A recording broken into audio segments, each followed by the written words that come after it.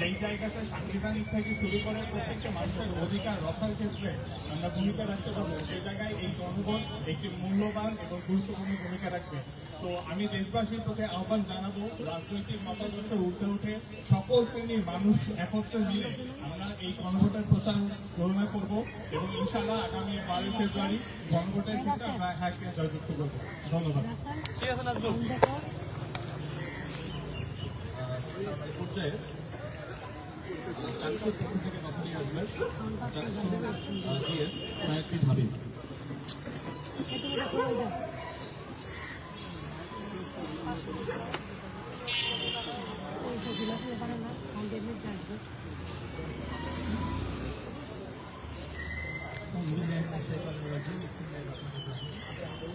জুলাই বিপ্লব পরবর্তী বাংলাদেশে বৃহত্তর পাঁচটি বিশ্ববিদ্যালয়ের ছাত্র সংসদ যে নির্বাচন অনুষ্ঠিত হয়েছে, আমাদের সম্মিলিত প্ল্যাটফর্ম ঐক্যবদ্ধ ছাত্র সংসদ এর উদ্যোগে আয়োজিত আজকের এই সংবাদ সম্মেলনে উপস্থিত নেতৃবৃন্দ এবং সাংবাদিক বন্ধুরা, আসসালামু আলাইকুম। আপনারা জানেন যে আগামী 12 ফেব্রুয়ারি বাংলাদেশে দুটি নির্বাচন অনুষ্ঠিত হতে যাচ্ছে।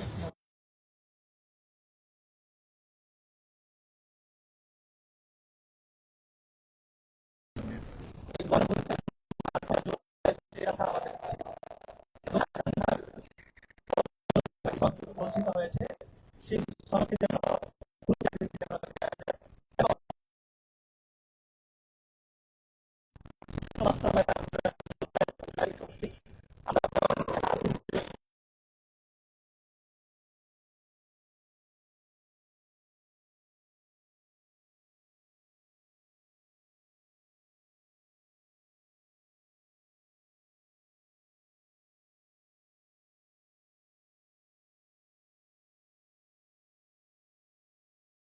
কেন্দ্র করে তারা প্রচারণা চালাচ্ছে, গণভোটে তাদের অবস্থান কি, সে অবস্থান এখন পর্যন্ত তারা সুস্পষ্ট করতে পারেনি।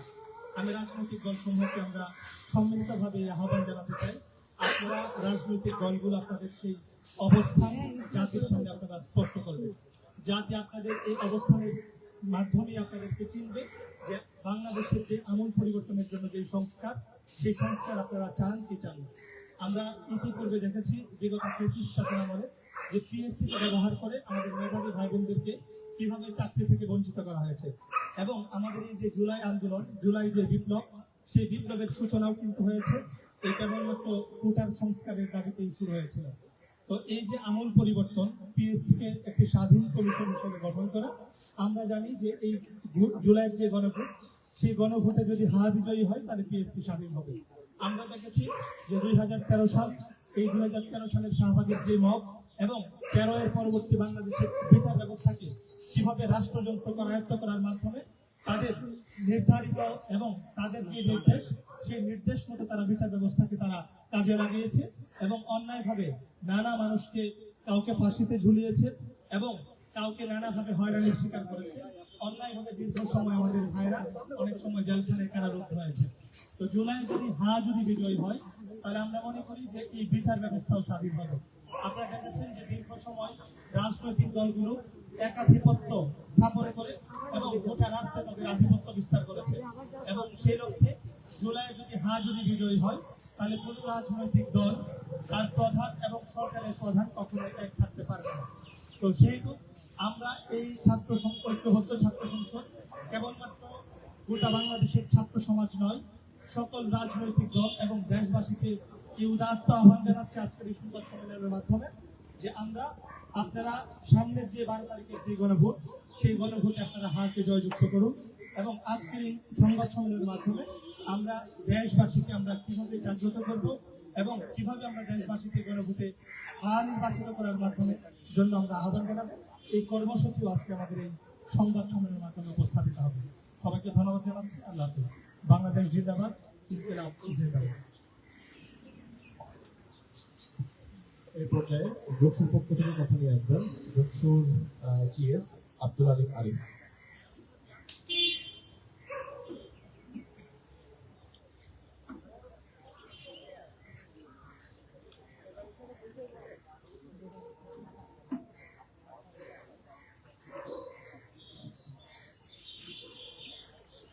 আসসালামু আলাইকুম।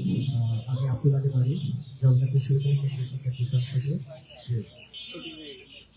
সবাইকে অসংখ্য ধন্যবাদ।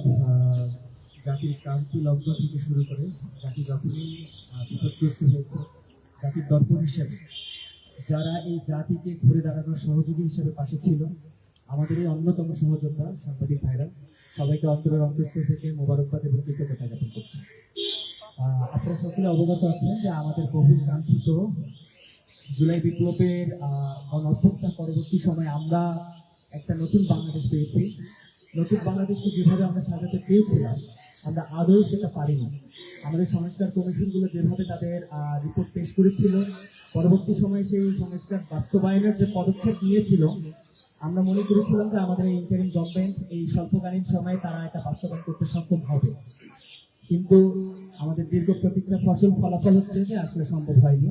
সর্বশেষ আমরা আমাদের এই নতুন কাঠামো, এই দেশকে পুরনো বস্তাপচার যে সংস্কৃতি, এই সংস্কৃতি থেকে বের হয়ে একটা ঢেলে সাজানোর জন্য হলো একটা নতুন পলিসি দরকার ছিল। সেই পলিসিটাই হচ্ছে যে আমাদের এই গণভোট, রেফারেন্ডাম।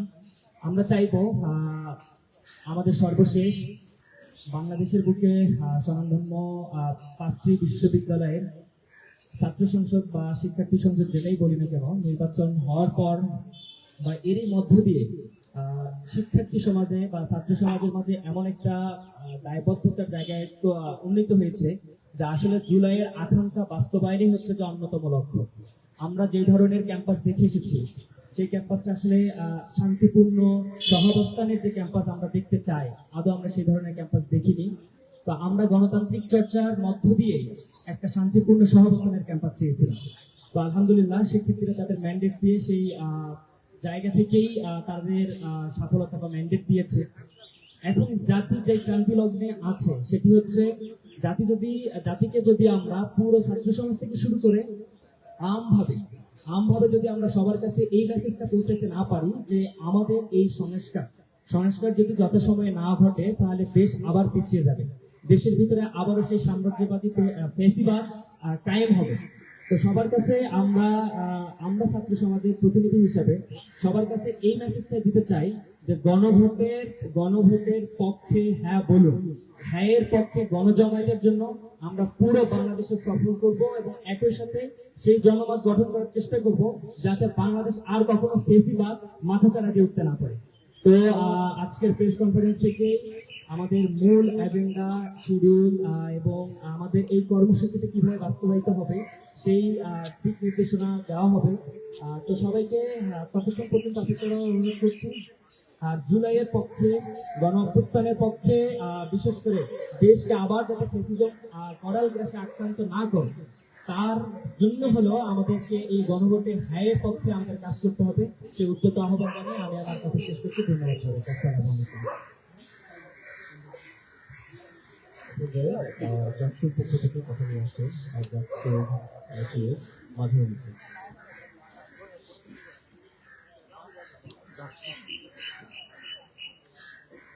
আসসালামু আলাইকুম রহমতুল্লাহ। মোহাম্মদ মাঝহারুল ইসলাম বলছি, জাহাঙ্গীরনগর বিশ্ববিদ্যালয় কেন্দ্রীয় শিক্ষা সংসদের সাধারণ সম্পাদকের দায়িত্ব পালন করছি। এক বড় আশা এবং আকাঙ্ক্ষা নিয়ে বাংলাদেশের আপামর ছাত্র জনতা গত 2024 সালের জুলাই এবং আগস্ট গণ অভ্যুত্থানে অংশ নিয়েছিল। তারা ভেবেছিল বিগত যে সময়টায় বাংলাদেশে দীর্ঘ সময় ধরে রাষ্ট্রীয় কাঠামোতে, সামাজিক কাঠামোতে, সাংস্কৃতিক, অর্থনৈতিক সবগুলো কাঠামোতে যেভাবে অনিয়ম, বিশৃঙ্খলা এবং স্বেচ্ছাচারী রাজনীতির যে চর্চা চলেছিল, সেই চর্চার অবসান ঘটবে। বাংলাদেশের মানুষ ন্যায্যতা পাবে, তার যে অধিকার, তার দেশের যে সম্পদ প্রাচুর্যের যেই ন্যায্যতা, সেই ন্যায্যতা পাবে এবং বিদেশের আধিপত্যবাদের করার গ্রাস থেকে মুক্ত পাবে। কিন্তু আমরা দেখেছি জুলাই গণঅভ্যুত্থানের পর আমরা যেভাবে বাংলাদেশকে পেতে চেয়েছিলাম তার অনেকখানি আমরা এখনো আদায় করতে পারিনি। কিন্তু এই সময়ে বিভিন্ন সংস্কার কমিশন গঠিত হয়েছে, বিভিন্ন সংস্কার কমিশন অনেকগুলো প্রস্তাবনা দিয়েছে। এই প্রস্তাবনাগুলোর মধ্যে আমরা দেখেছি এমন কিছু প্রস্তাবনা রয়েছে যেগুলো আসলে বিগত ফ্যাসিবাদী কাঠামোকে ভেঙে দেয় এবং ইনসাফ এবং ন্যায্যতার ভিত্তিতে একটা সমাজ গড়ার ক্ষেত্রে রাষ্ট্রীয় কাঠামোকে সেই জায়গায় সাপোর্ট দেয়। কিন্তু আমরা দেখেছি অনেক দুঃখজনক ভাবে এই জায়গাগুলোতে অনেক নোট অফ ডিসেন্ট এসেছে। এমন অনেক কাঠামো রয়েছিল যে কাঠামোগুলো পুরনো কাঠামোকে সাপোর্ট করে এবং বর্তমান রাজনৈতিক দলগুলোর মধ্যে অনেক রকম মতানৈক্য দেখা গিয়েছে, যেগুলো অত্যন্ত দুঃখজনক। এসব কিছুর সমাধানের লক্ষ্যে আগামী 12ই ফেব্রুয়ারি যে গণভোট অনুষ্ঠিত হবে, সেই গণভোটে বাংলাদেশের পুরনো রাজনৈতিক কাঠামো যারা চায় তাদের যারা চায় না পুরনো রাজনৈতিক কাঠামোকে বদলে নতুন রাজনৈতিক কাঠামো, যে রাজনৈতিক কাঠামোর মাধ্যমে আসলে ফ্যাসিবাদ হয়ে ওঠা, কেউ ফ্যাসিজম চর্চা করা, ফ্যাসিবাদ হয়ে ওঠার সুযোগ হবে না, কেউ তার একদেশদর্শী স্বেচ্ছাচারী আচরণের আর সুযোগ পাবে না, সেই রাজনৈতিক কাঠামো যারা দেখতে চায় তাদের সবার জন্য হ্যাঁ ভোট। এবং এই হ্যাঁ ভোটের প্রচারণার জন্য, এই হ্যাঁ ভোট বাস্তবায়নের জন্য আমরা মনে করি যারা আমরা শিক্ষার্থী সংসদ রয়েছে, ছাত্র সংসদ রয়েছে, আমাদের দায়বদ্ধতার জায়গা রয়েছে। আমরা আমাদের জায়গা থেকে, সেই দায়বদ্ধতার জায়গা থেকে সারা দেশে সফর করব, আমাদের হ্যাঁ ভোটের প্রচারণা কার্যক্রম পরিচালনা করব, আমরা সকল স্তরের মানুষের কাছে পৌঁছানোর চেষ্টা করব এবং আমরা তুলে ধরার চেষ্টা করব জুলাইয়ের যে স্পিরিট রয়েছে, যে স্পিরিট আমাদের শরীফ ওসমান বিন হাদি ভাই ধারণ করেছিলেন, যে আধিপত্যবাদ বিরোধী স্পিরিট শহীদ আবরার ফাহাদ ভাই করেছিলেন, যে বৈষম্যের স্পিরিট, বৈষম্য বিরোধী স্পিরিট আমাদের শহীদ আবু সাইদ ভাই ধারণ করেছিলেন। এই স্পিরিটের ন্যায়ের ভিত্তিতে আমাদের আগামী দেশে যেন আমরা বৈষম্য মুক্ত একটি দেশ করতে পারি এবং এদেশের মানুষ যেন বিশ্বের বুকে একটি উন্নত বিশ্ব হিসেবে মাথা উঁচু করে দাঁড়াতে পারে, সেই লক্ষ্যে আমরা আমাদের প্রচারণা চালাবো এবং আমরা আপনাদের সবার সেখানে সহযোগিতা কামনা করছি। আমাদের আজকের এই প্রেস বিজ্ঞপ্তি থেকে আমাদের সেই কার্যক্রম এবং সামনের যত স্কেডিউল রয়েছে সেগুলো আপনাদের প্রকাশ করা হবে। সবাইকে আমাদের সেই পদযাত্রায় শুভকামনা জানানোর অনুরোধ জানিয়ে আমি আমার কথা শেষ করছি। আসসালামু আলাইকুম ওয়া রাহমাতুল্লাহ।